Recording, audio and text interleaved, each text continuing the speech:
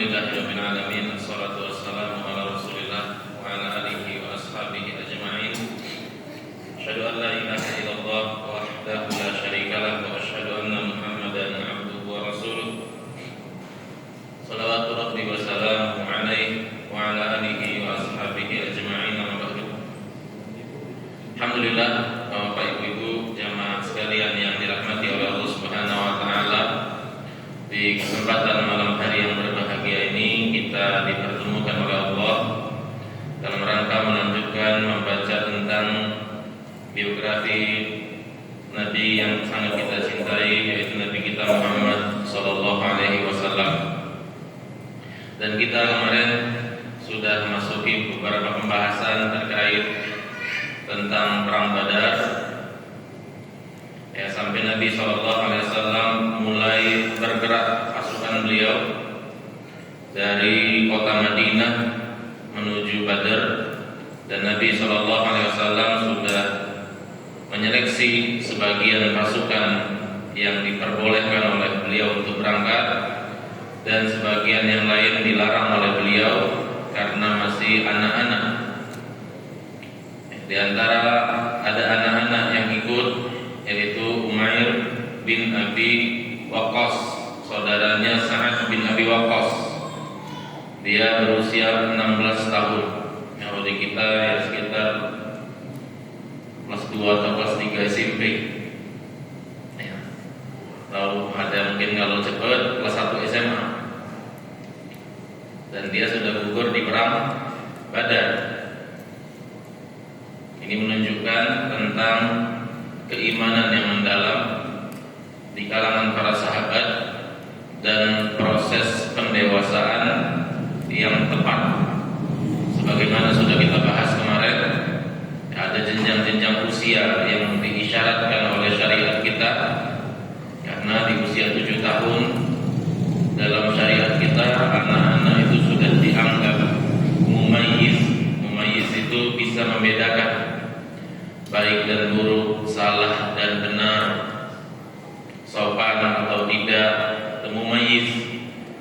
Makanya tatkala usia 7 kita diajarkan untuk memberikan pendidikan adab kepada anak-anak kita. Dan di usia 7 mulailah ada perintah dan larangan. Artinya proses pendewasaan itu dimulai dari 7. Jenjang berikutnya untuk supaya dia dewasa, diajarkan sholat, diajarkan wudu, diajarkan tanggung jawab, ini batal wudunya seperti ini. Dan kemudian selanjutnya di usia 7 tahun yang ketiga,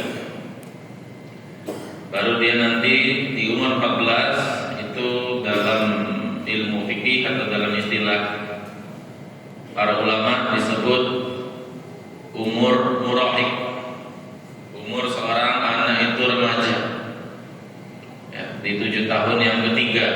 Nah, ini di usia seperti inilah para sahabat itu berangkat untuk berjihad di antara mereka.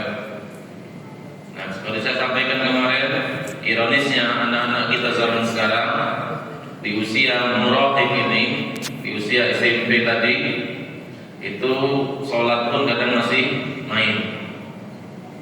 Artinya pendidikan yang berjalan di rumah itu bisa jadi tidak sesuai dengan tahapan-tahapannya, atau bisa jadi pendidikan di rumah berjalan sesuai dengan tahapan, namun karena pergaulan lingkungan, anak-anak kita terpengaruh lihat teman-temannya main ketika sholat, sehingga dianggap wajar saja, tidak masalah seorang sholat di usia seperti ini sambil main-main. Tadi Umayyah bin Abi Waqqas di usia 16 tahun dia mengendap-endap bersembunyi agar Nabi SAW tidak mengetahuinya. Lalu tetap ketahuan oleh Nabi SAW dan disuruh pulang oleh Nabi. Lalu dia menangis. Lalu Nabi mengizinkan dia untuk ikut perang Badar hingga dia wafat di Badar. Nah, kemudian Abu Sufyan itu mendengar, mengirim mata-mata karena dia sadar ini akan lewat di kota Madinah, dan sebelum-sebelumnya kan ada usaha yang dilakukan oleh Nabi SAW untuk mencegah kafilah dagang milik orang-orang Makkah ini. Apalagi sekarang bawaannya banyak, bawaan hartanya lebih banyak, sehingga kewaspadaan Abu Sufyan pun menjadi lebih ekstra. Dia kirim 1 orang, 2 orang, 3 orang untuk mengawasi kejadian. Dan sekali lagi orang-orang menuduh Nabi kita SAW melakukan pembegalan atau perampokan, padahal kondisi Mekah dan Madinah itu statusnya perang. Jangankan harta, nyawa saja boleh diambil istilahnya ketika perang. Statusnya perang antara wilayah Mekah dan wilayah Madinah ketika itu. Lalu Nabi SAW melakukan penyergapan, ancaman perekonomian kepada orang-orang Mekah. Nah, Abu Sufyan, fa'idza dzalika istajara Abu Sufyan Damdam bin Amr al-Ghifari. Setelah mengetahui, wah, ini ternyata Muhammad dan para sahabatnya ini membawa rombongan untuk mencegah kafilah dagang, maka Abu Sufyan cepat menyuruh seseorang yang bernama Damdam, dibayar oleh Abu Sufyan, Damdam bin Amr al-Ghifari, untuk bersegera berangkat terlebih dahulu menuju Mekah. Diperintahkan oleh Abu Sufyan, kabarkan kepada orang-orang Quraisy bahwasanya Muhammad dan pasukannya dan teman-teman atau sahabatnya itu mencegah harta milik mereka yang dibawa dari Syam. Lalu Damdam sampai di kota Mekah, dia naik ke atas bukit dan dia mendramatisir kondisi, namanya bayaran. Apa yang dilakukan oleh Damdam? Dia potong hidung ontanya, kemudian dia lepaskan tunggangannya, dia sobek bajunya sambil mengatakan, ya ma'syar Quraisy al-latima al-latima,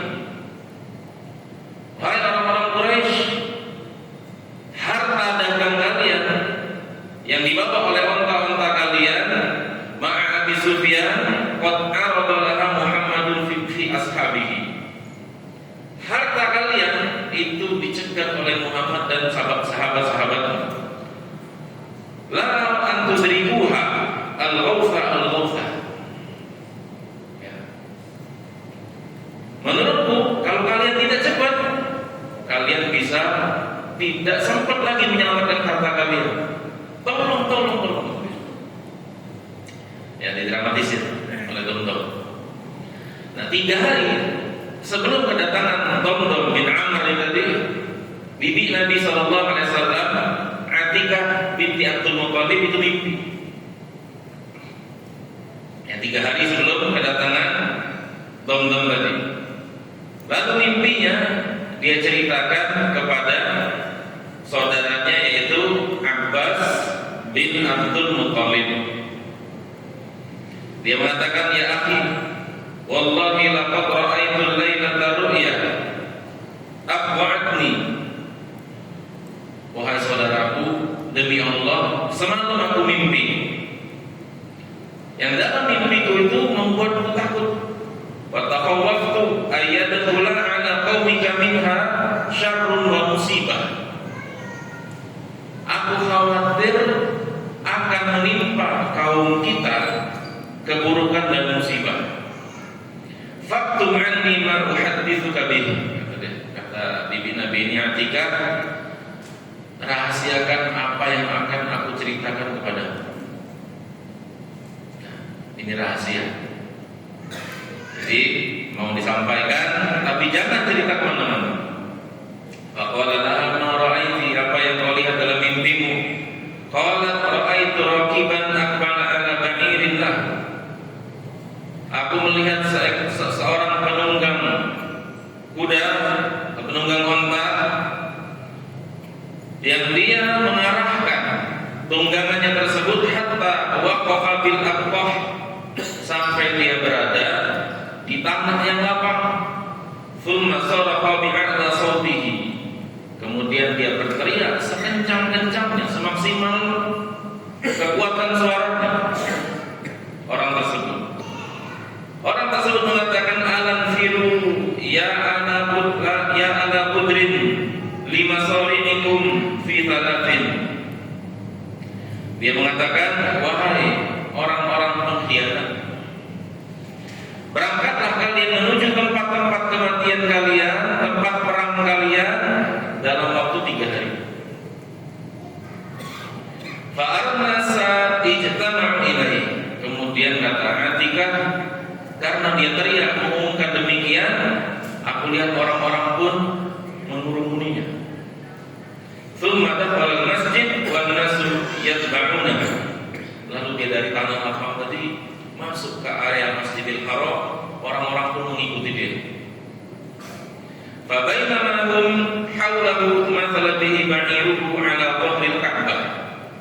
Ketika orang-orang sudah kumpul di dekat dia, disembelihnya untanya di depan Ka'bah. Tsumma sarafa bimithliha. Kemudian dia kembali berteriak, wahai orang-orang pengkhianat, berangkatlah kalian menuju tempat peperangan kalian atau tempat kematian kalian dalam 3 hari. Tsumma akhadha sakhratan fa arsalaha. Kemudian dia ambil batu besar orang tadi. Kemudian batu besar tersebut dia gelindingkan. Fa aqbalat tahwi hatta idza kanat bi asfalil jabal irfaqat. Tatkala batu besar tadi nyampe bagian bawah bukit, batu itu pecah. Fama baqiya baitun min buyuti Makkah wala darun illa dakhalatha minhu fil qatl. Tidak ada satu pun rumah di kota Mekah ini kecuali pecahan-pecahan batu tadi masuk ke rumah mereka. Faqala al-Abbas, kemudian paman Nabi mengatakan, wallahi inna hadhihi la-ru'ya.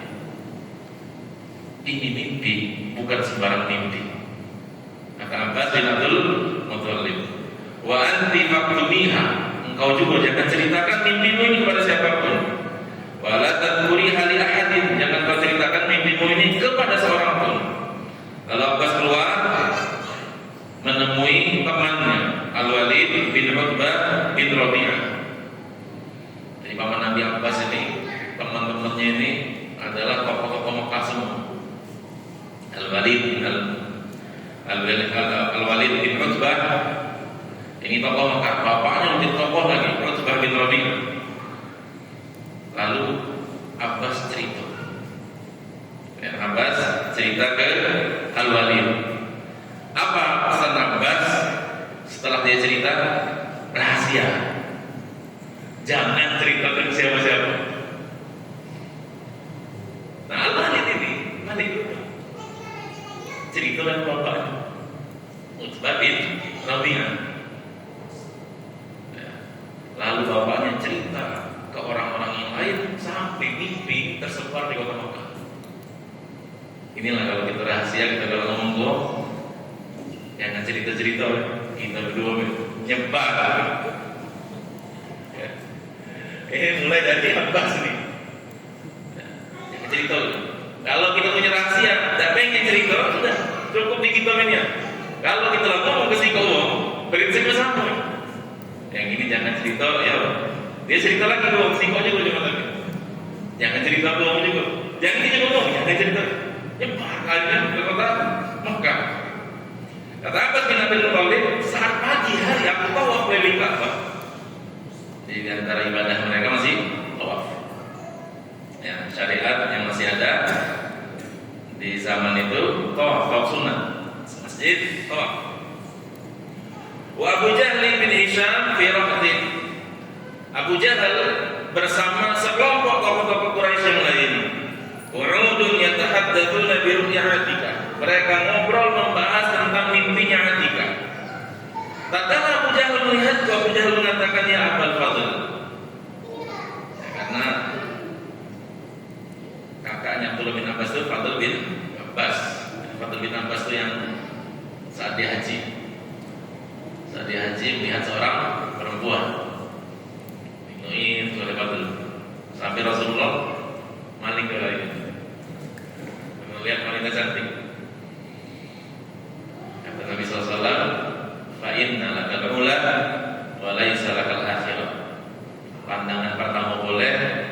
seterusnya tidak boleh lagi.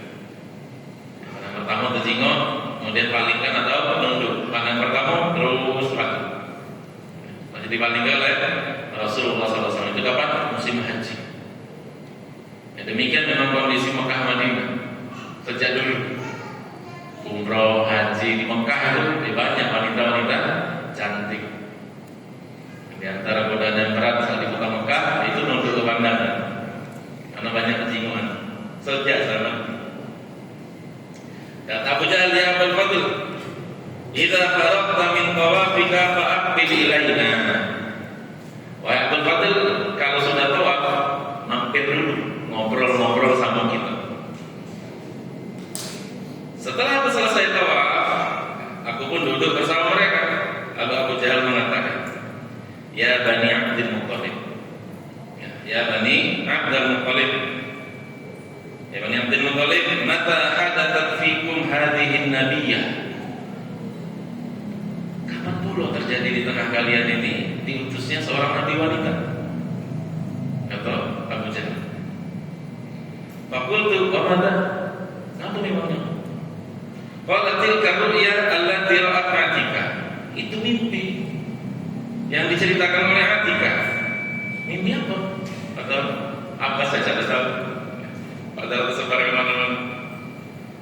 Qala ya Bani Abdul Muttalib, amma wabitum ayyatanabba'a rijalukum hatta tanabba'a nisa'ukum.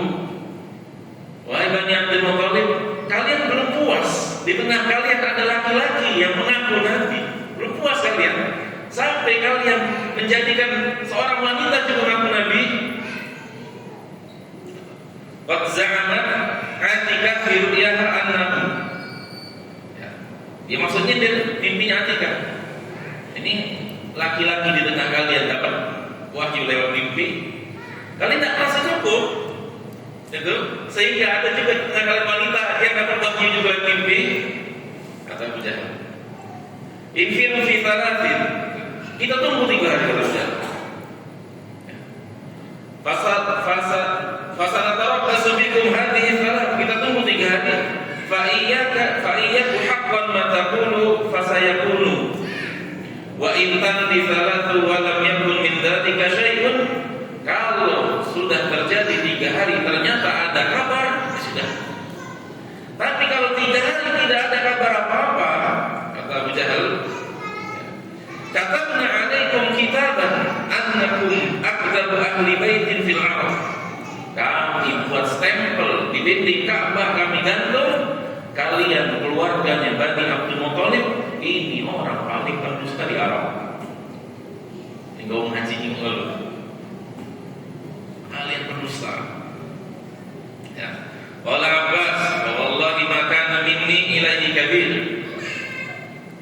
Abbas, sebenarnya aku tidak takut sama sekali dengan ancaman Abu Jahal, dan aku mengingkari semaksimal kemampuan aku. Kemudian setelah Abbas kembali ke tengah keluarganya, para wanita-wanita Bani Hashim, Bani Abdul Muttalib, keluarga Nabi SAW mencela Abbas. Kalian tak bela anggota keluarga kalian dipermalukan. Kalian tak mau apa-apa tentang Atika dicemooh oleh orang-orang. Nah, ini memang kuatnya fanatisme jahiliyah. Ya. Jadi masyarakat Arab itu kuat sekali tradisi kekeluargaannya sangat kuat. Jadi, kalau ada salah satu anggota keluarga mereka dipermalukan, perhitungan. Makanya Nabi Muhammad itu dijaga karena keluarganya kuat di kota Mekah. Perlindungan. Nah, ini bibi yang dipermalukan, protes semua. Itu lanang-lanang Bani Abdul Muttalib itu. Dan pembelaan apa nih? Saudari kita dipermalukan oleh orang-orang semekah itu. Kata Abbas, demi Allah aku sudah jawab, aku bela. Sudah aku jawab, aku patahkan berusaha untuk membuat bungkam. Kemudian kata Abbas, nanti sekali lagi kalau ketemu Abu Jahal dan dia ngomong macam-macam, gua habisin dia. Kata Abbas. Ya. Karena kata Abbas, tidak masalah Abu Jahal, kata dia, bahkan rajulan khafifan, dia itu seorang yang mulus, hadidal wajhi, wajahnya tajam, hadidal lisan, mulutnya juga tajam, hadidal nazar, pandangan juga tajam. Tak masalah nanti kalau seandainya ketemu dengan Abu Jahal, dia mau macam-macam, dihabisi oleh Abbas bin Abdul Muttalib. Karena Abbas badannya besar dan suaranya besar, berwibawa dia Abbas. Makanya Nabi SAW ketika perang Hunain, ketika pasukan Bajir, kan Nabi panggil, ini tidak kedengaran. Nabi suruh Abbas panggil mereka yang berbaik di bawah pohon, mereka yang ini panggil. Abbas di tengah kerumunan riuh itu berteriak terlalu medan perang besar. Abbas orang yang besar.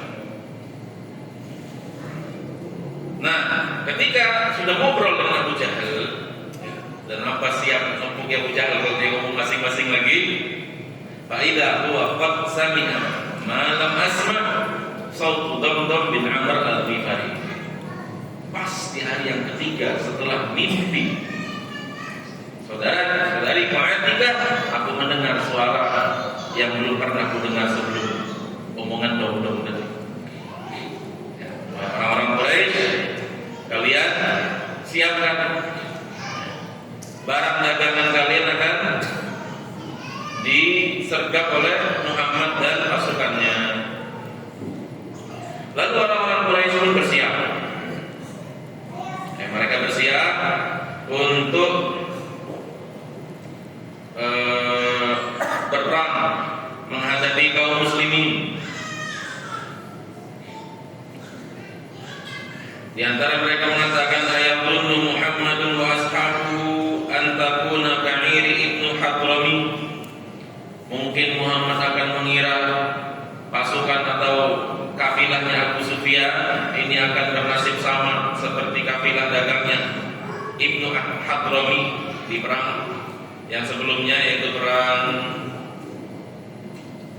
Nakhlah, jika Nabi SAW mengutus pasukan dan berhasil mendapatkan harta. Ini tidak bakal sama kata mereka, sehingga mereka semuanya berangkat. Kalau di antara mereka dari satu rumah ada yang tidak berangkat, kalau mereka tidak berangkat, mereka wakilkan dengan anggota keluarga di rumah yang lain. Pokoknya berangkat semua. Ada kerjaan yang satu ini, adiknya, bapaknya, kakaknya berangkat. Pokoknya harus ada perwakilan keluarga, karena semua harta kita di situ, harta kita semua, kecuali Abu Lahab. Abu Lahab itu tidak ikut berangkat perang Badar. Keluar semua, tokoh-tokoh Mekah keluar semua. Sampai Nabi ketika di perang Badar lihat itu, wah kata Nabi, Mekah telah melemparkan jantungnya untuk kita. Karena keluar kalau tokoh. Abu Lahab tak keluar. Kenapa dia tidak keluar? Karena dia punya piutang riba.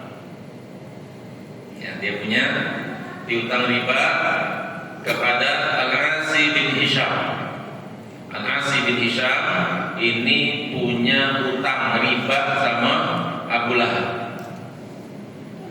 Kata Abu Lahab, sebagai tebusannya, sebagai jasa balasnya utang riba kemarin, kau wakili aku berangkat. Ya, kau wakili aku berangkat menuju Badar. Utangnya berapa? 4.000 dirham. 4.000 dirham utangnya. Berarti 400 dinar.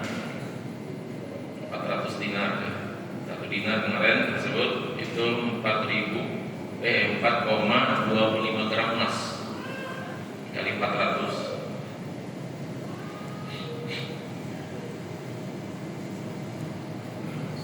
Kemudian ada orang-orang juga dipaksa untuk berangkat. Yang dipaksa untuk berangkat adalah keluarga Nabi Shallallahu Alaihi Wasallam, Abbas bin Abdul Muttalib, Naufal bin Al Harith, sepupunya Nabi, kemudian Thalib dan Aqil, kedua Keduanya anak dari paman Nabi Abu Thalib, kakaknya Ali, dua orang ini. Kakaknya Ali bin Abi Thalib. Abu Thalib itu sudah masuk Islam, Aqil masuk Islam, Ja'far masuk Islam, Ali bin Abi Thalib masuk Islam. Abu Thalib itu tidak masuk Islam.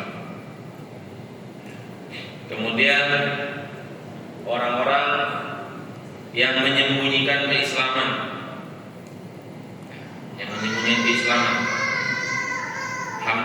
Abbas ini diperselisihkan tentang keislamannya. Kapan Abbas masuk Islam? Apakah Abbas itu masuk Islam ketika sudah di kota Mekah, atau dia masuk Islam saat Fathu Mekah? Karena Nabi SAW mengatakan pas di perang Badar, kalau kalian ketemu Abbas, jangan dibunuh. Ya, jangan dibunuh. Nanti Abbas itu termasuk orang yang ditawan. Dan semua anggota klan Bani Hashim itu benar-benar diintai, jangan sampai ada yang tinggal. Semua berangkat keluarga Nabi SAW ini untuk memerangi keluarga mereka sendiri, yaitu Muhammad bin Abdullah Sallallahu Alaihi Wasallam. Dan ada di antara mereka yang tidak berangkat, yaitu Umayyah bin Khalaf.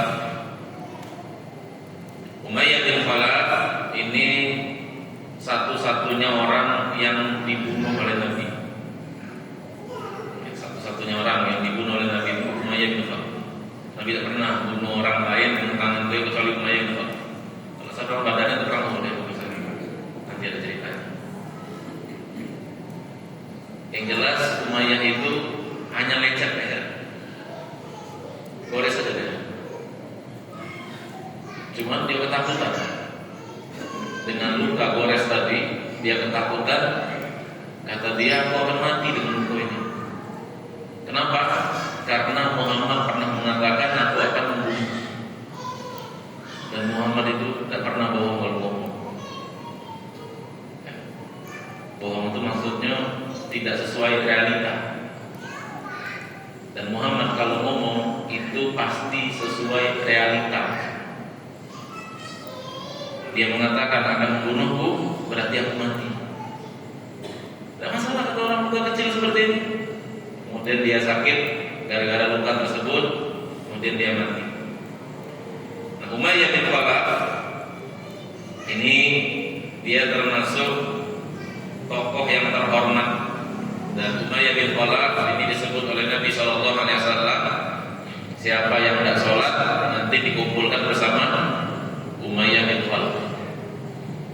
Nabi sebut siapa yang tidak sholat dikumpulkan bersama Fir'aun, bersama Haman, bersama Umayyah bin Khalaf. Artinya Umayyah bin Khalaf ini orang yang pasti masuk neraka. Ketika dia sudah dipastikan masuk neraka, artinya sampai mati dia tidak bakal dapat hidayah Islam. Seperti contohnya yang lain adalah Abu Lahab. Abu Lahab kapan turun surat Al-Lahab yang menceritakan api itu akan membakar dia? Saat dia hidup. Kapan itu? Ya gara-gara dia mencela Nabi SAW. Tatkala Nabi ngajak masuk Islam, apa kata Abu Lahab? Tabban laka sa'irul yaum. Celaka kau selama-lamanya, sepanjang hari ini. Alihada jama'atana, untuk ini saja kau kumpulkan kami. Untuk sekedar ngomong seperti ini, kami repot-repot kumpul. Celaka kau nanti. Kemudian dibantah oleh Allah Subhanahu wa taala, tabbat yada Abi Lahab. Di ayat di surat tersebut dikatakan api neraka akan membakar Abu Lahab. Artinya sampai dia mati tidak dapat hidayah. Itu menunjukkan bukti Al-Quran itu benar. Benar secara historis. Banyak lagi kebenaran yang lain dari Al-Quran. dari sudut pandang mana, sudut pandang sosial, sudut pandang ini, sudut pandang ini, sudut pandang ini banyak. Sudut pandang historis, ketika orang sudah distempel oleh Al-Quran, tidak bakal dapat hidayah, neraka hidayah. Seandainya Abdullah mau dan dia benci dengan Islam, dia benci dengan Al-Quran, dia pura-pura masuk Islam kan bisa. Pura-pura. Nah, masuk Islam itu ucapan itu bohong berarti. Langsung terbantah semua itu wahyu tadi. Nah, mana ucapannya ngomong aku masuk neraka? Aku distempel ini cap ini celaka. Se-Islam apa enggak? Nanti malu Nabi Muhammad. Sampai dia mati, dia masuk Islam.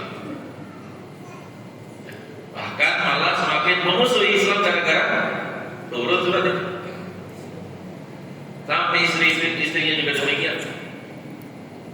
Sampai dia selama 2 tahun itu naruh kotoran terus di rumah Nabi. Depan pintu rumah Nabi taruh kotoran terus. Selama 2 tahun. Jadi setiap Nabi buka pintu pagi-pagi, tak bisa melangkah dulu kecuali bersih rumahnya. Besok lagi dia sampai Nabi ngomong, ya Bani Abdul Manaf, ayu jiwarin hada. Wahai Bani Abdul Manaf, tetangga, kehidupan bertetangga seperti apa ini? So, Nabi kita, masyarakat Arab tidak kenal bentuk menyakiti tetangga, tidak kenal. Kita orang Arab tidak kenal budaya menyakiti tetangga, tidak kenal gitu. Saling menghormati sama tetangga gitu. Makanya orang Arab itu sejak dulu mereka kalau ada pintu rumah itu mereka tidak pernah tegak depan pintu rumah untuk jaga privasi orang di dalam rumah sejak dulu. Kehidupan bertetangga mereka. Nah ini Nabi nemu selama 2 tahun model itu. Semakin memusuhi Nabi SAW pula. Nah, Umayyah bin Khalaf ini tadi tidak ikut, lalu didatangi oleh Uqbah bin Abi Mu'aid. Uqbah bin Abi Mu'aid ini juga dulu teman Nabi SAW. Orang yang baik dengan Nabi SAW. Dia punya janji dengan Nabi SAW sehingga orang curiga dia masuk Islam. Dan Nabi senang dia tertarik dengan Islam. Karena dia fanatik dengan kesukuannya, pengen membuktikan bahwa dia tetap setia dengan agama nenek moyang, menjaga tradisinya. Ketemu Nabi Muhammad di budaya dipermalukan. Tidak pernah dibawa Nabi di budaya ini. Jangan mudah-mudahan. Dakwah sampai di budaya belum pernah. Dakwah sampai rumah kita diganggu, tidak pernah. Alhamdulillah. Nah, mau di budaya. Oleh Uqbah bin Abi Mu'aid. Kata Uqbah bin Abi Mu'aid mengatakan kepada Umayyah bin Khalaf, ya Umayyah, istajmir fa innama anta minan nisa. Karena Umayyah bin Khalaf ini menghidupkan api, bara api untuk masak. Di antara kebiasaan dia. Kata Uqbah bin Abi Mu'aid, wahai Umayyah, siap ke bara-bara api untuk masak. Kau kan cewek, malu. Dia mau kita itu. Dan mereka, ya, di tradisi di kala itu laki-laki itu menjunjung tinggi emang perujulan masyarakat Arab ketika itu. Makanya ada satu lagi siapa di provokasi oleh Abu Jahal, nanti kita bahas. Itu juga banci dikata Abu Jahal. Tidak berangkat perang oleh sahabat kau pakai apa? Banci, marah dikata begitu. Akhir kau jingok di perang siapa yang banci? Di medan perang. Nah, Uqbah bin Abi Mu'aid marah juga. Umayyah marah juga. Qabbahakallah wa qabbaha majid tadi. Semoga Allah memburukkan dan memburukkan apa yang kau bawa. Ya, tidak, akhirnya ikut perang. Jadi di antara mereka ini ada yang dimotivasi untuk perang, dimotivasi untuk berbuat dosa. Nah, kadang-kadang seperti inilah setan memprovokasi kita. Dalam mau kalau kita tidak mengumpul, apa kata umur kalau kita tidak melo.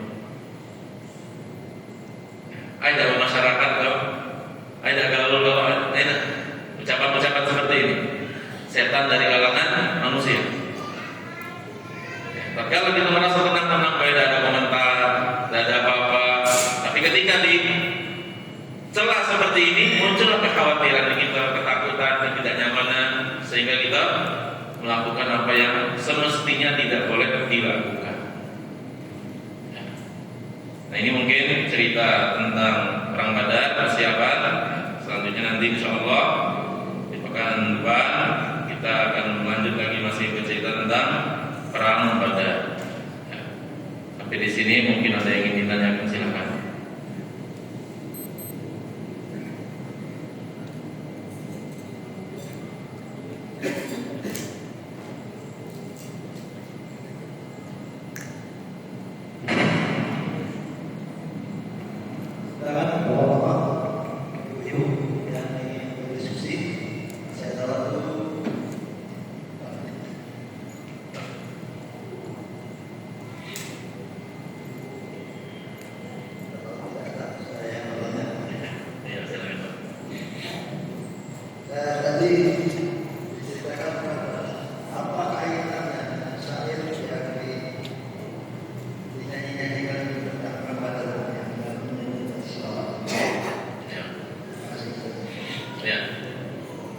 Jadi yang saya itu tolak Badru alaina.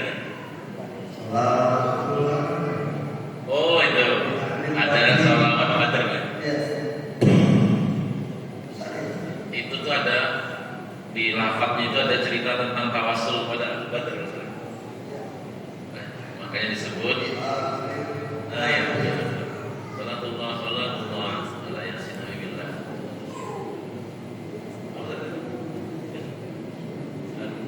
Tadi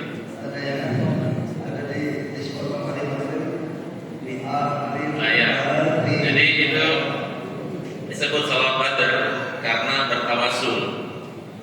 bertawasul menggunakan kemuliaan sahabat-sahabat yang ikut di perang Badar. Jadi ketika berdoa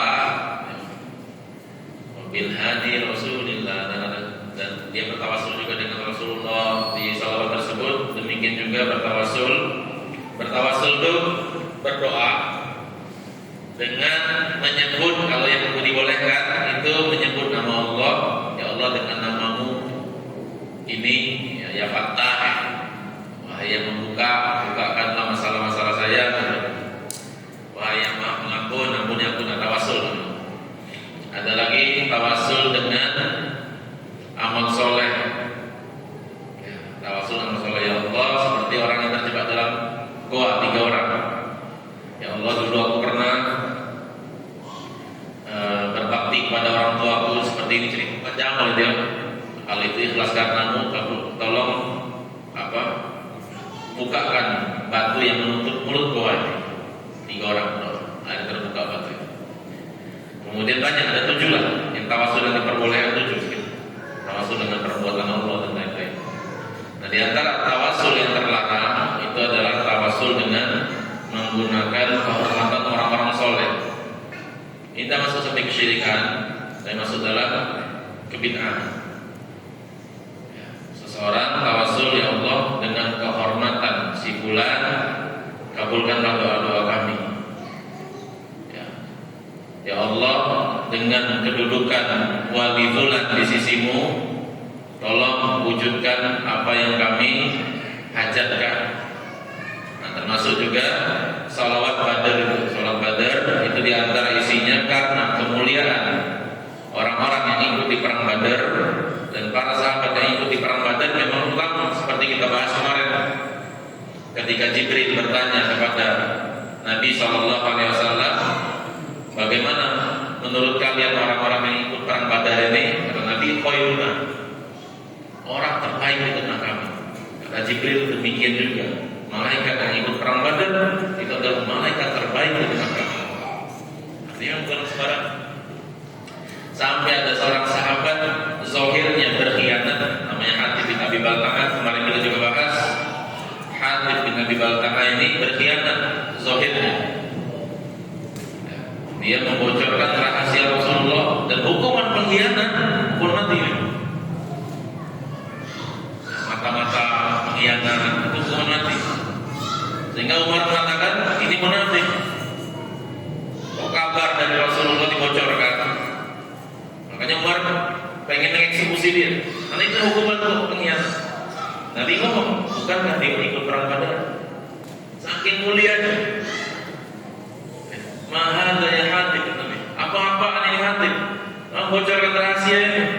Rahasia Rasulullah bocor tuh. Atau munafik Rasulullah. Biar kita penggal kepala dia. Nabi SAW bukankah dia ikut perang Badar? Bukankah Allah itu memaafkan semua yang ikut perang Badar? Kami ikut Rasulullah. Sampai Allah mengatakan, lakukan apa yang kalian inginkan, aku sudah ampuni kalian. Ini khusus untuk perang Badar.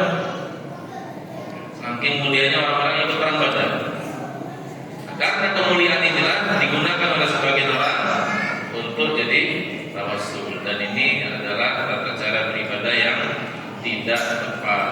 Tidak boleh kita bertawassul dengan kesolehan orang lain.